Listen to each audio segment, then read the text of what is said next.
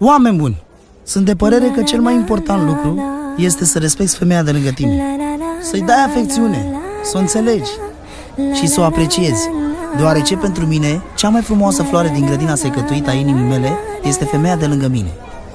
Așa că vreau să auziți și voi ce frumos sună iubirea adevărată prin muzică.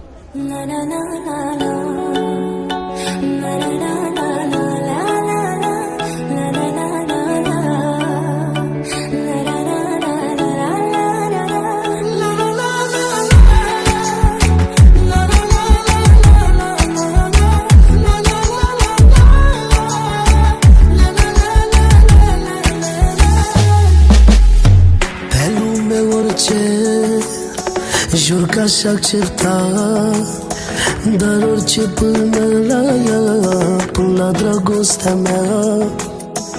Aș putea să tac în fața tuturor, dar când e vorba de ea, voi lupta până mor. Să nu încercați, să nu încercați vreodată voi să vă băgați în dragostea noastră curată. Dacă strălucim, nu ne furați strălucirea, mai bine învățați de la noi ce e iubirea.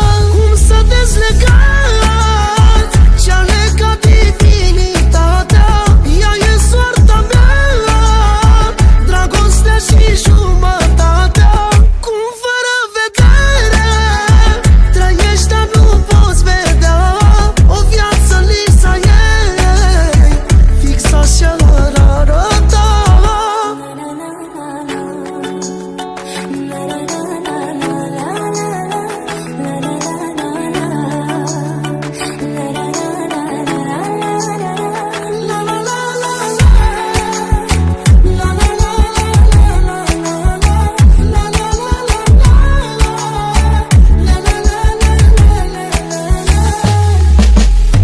Noi suntem legați, legați la infinit. De-aia pentru ea, când nu mai pot un pic. Când o văd că lupta pentru mine, trag și mă jertfez, că dacă o fac am pentru cine. Să nu încercați